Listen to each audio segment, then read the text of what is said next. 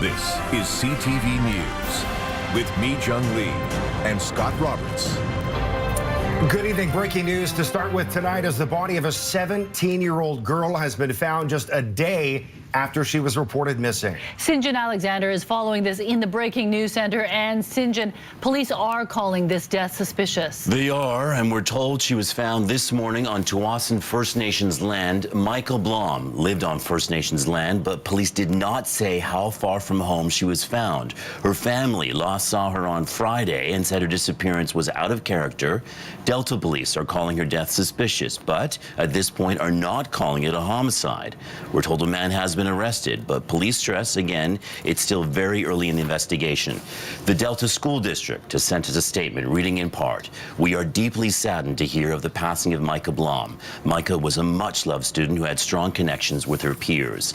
Counseling is now being offered to Delta secondary students where she went to school, again early in this investigation, but police do not believe the public is at risk." Scott Mijung. Okay, thank you, Sinjin. The province is expanding eligibility for COVID booster shots, lowering the age of eligibility to 65 starting next week. The move comes as several new cases of the Omicron variant have been discovered in BC. And as Dr. Bonnie Henry warns, there are likely many more yet to be confirmed. Here's CTV's David Malko. We are now up to 5 confirmed cases. 5 confirmed cases, 4 new of the Omicron variant in people ranging from 18 to 60, some unvaccinated, some breakthrough, all with mild illness and none requiring hospitalization. We have a number of others that are suspect and pending, and I think that is not a surprise. As we've said, once we start to look for it, it is likely that we're going to find it. And while experts say Omicron appears so far to spread more easily, yet cause less severe disease for most of us, they point out it's back to basics. If we have a little bit of caution and common sense surrounding these things. So if people keep the gathering small, if you can make sure that everybody in that group is fully vaccinated. So with less than 3 weeks until Christmas, could there be new orders in the works? I don't intend to put on more restrictions. We've got the bases in place right now. After all, right now, the health minister points out, we're still dealing with the Delta variant. And BC's booster plan, he says, is ahead of schedule.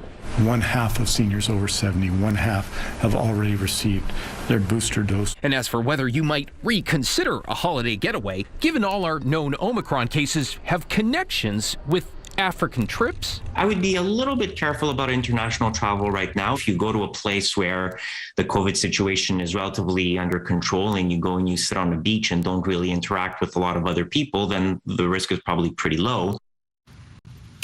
So all subject to change, of course. David, in terms of the new Omicron cases, did any of these people test positive at airports once they landed in Canada? You know, some, if not all, either from random testing or once mandatory testing on arrival went into place. That's where we are now. By the way, that is one more thing to consider for most international trips, not counting the U.S. Remember, you're going to be swabbed when you return and asked to isolate until you get your results. So, Mi Jung, you have to decide if all of that is worth it.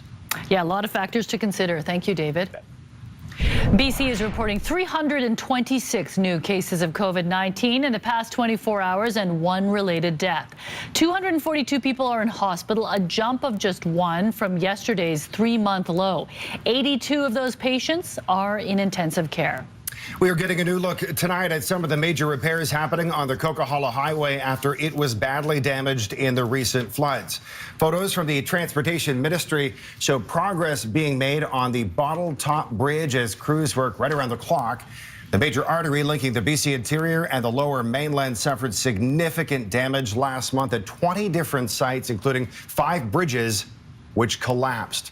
The highway could reopen to essential traffic by late January. Meanwhile, Highway 1 has been fully reopened between Abbotsford and Hope.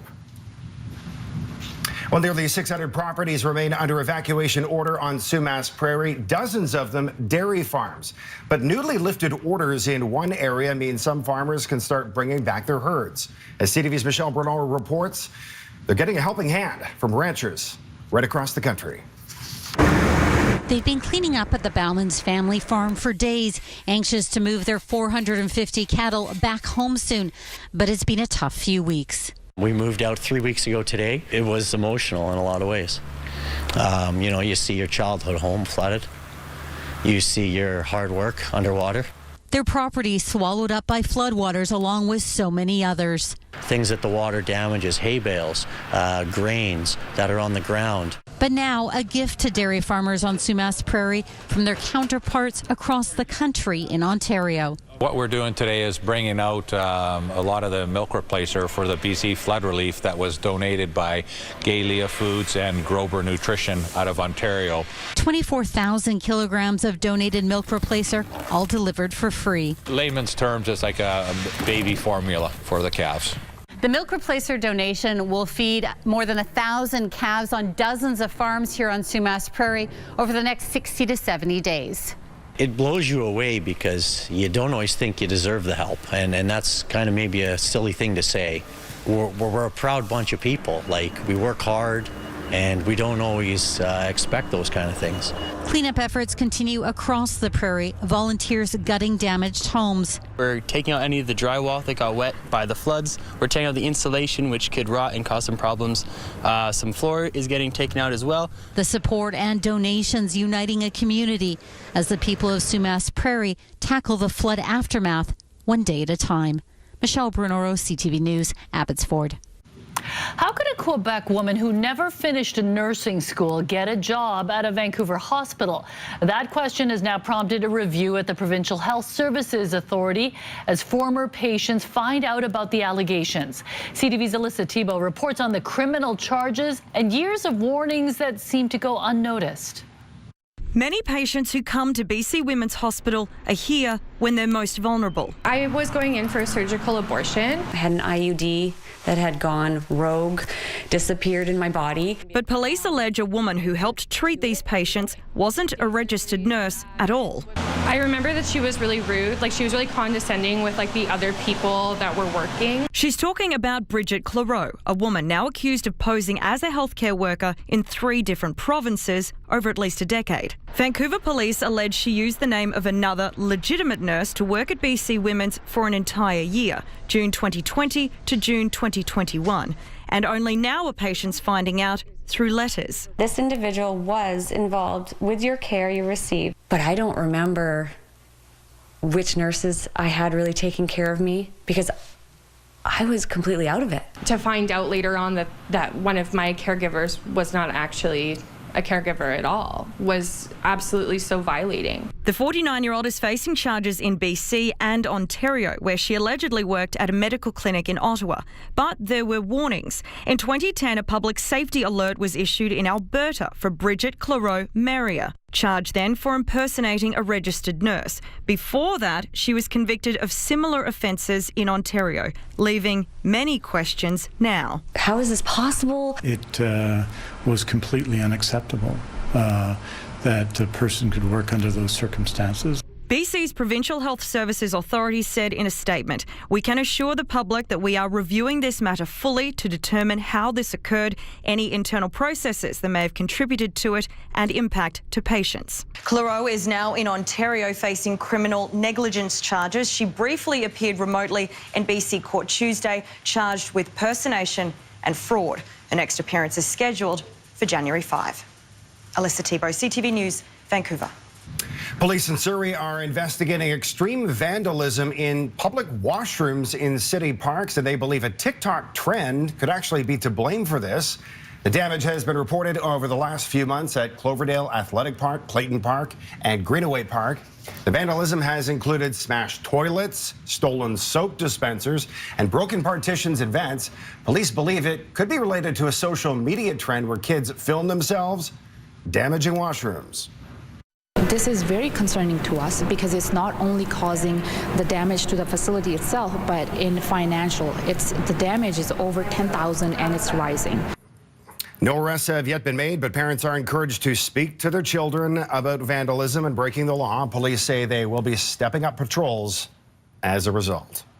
Now to a tropical vacation that ended with a terrifying attack. A Vancouver woman is recovering in Mexico after she was viciously beaten. Her injuries are so serious it's unsafe for her to fly home now. It's the second time she's been victimized in the past year. Travis Prasad brings us her story and a warning: some of the images are graphic. The injuries are as bad as they look. My tooth is broken. I don't know if you can see it. I have stitches from here all the way over my eye, and then I have stitches down here, and then my nose is broken here, here, and here. Jamie Coots says she and 3 women were walking back to their hotel in Playa del Carmen Sunday night when a stranger accosted them. She told the man to go away, and that's when he punched her and one of her friends, leaving them unconscious. Then I came to in a taxi with a Mexican woman holding me and covered in blood, and just her saying that she was taking me to the hospital. The suspect was arrested, but it's unclear if he's been charged. I wonder what was going through his mind. I truly do.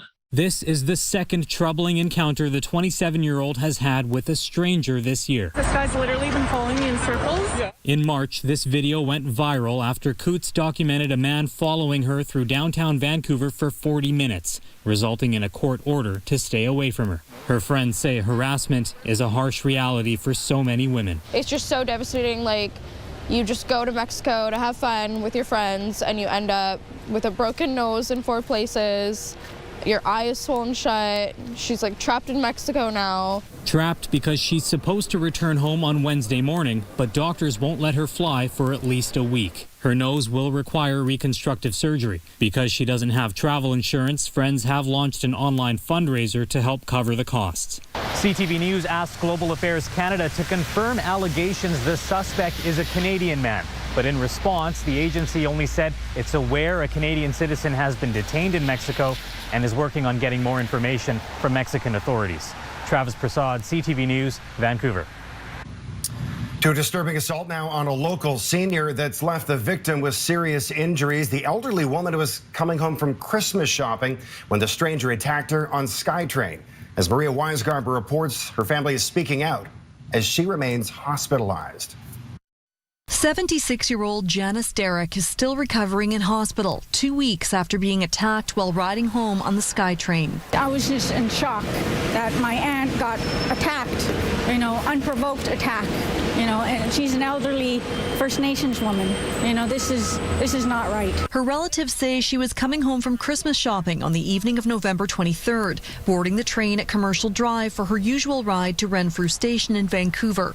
Before she got there, they say she picked up a piece of clothing she saw on the train floor, folded it, and placed it on an empty seat. The woman sitting beside that empty seat took exception to this.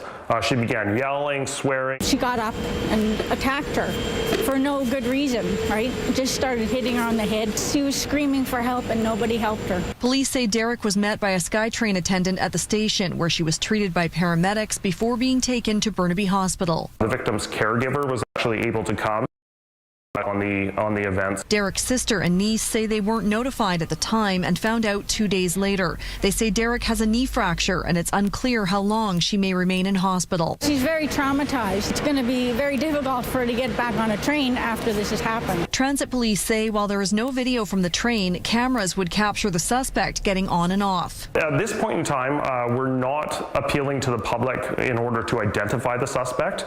We are looking at other investigative means. Derrick's family says she uses a walker and has multiple health issues. She's also friendly and loves people. My aunt already forgives this lady that attacked her. She prayed for her. Derrick's family wants to let others know what happened, and they're hoping the suspect is found. Maria Weisgarber, CTV News, Vancouver. A stunning decision involving a murder conviction and a Victoria couple. Very disappointed, and I can only imagine how utterly devastating it must be to the families of Jay and Tanya. DNA technology helped convict a Seattle man of a young couple's murder more than 30 years ago, but now it's been overturned. Why and what happens from here? When CTV News continues, we're back in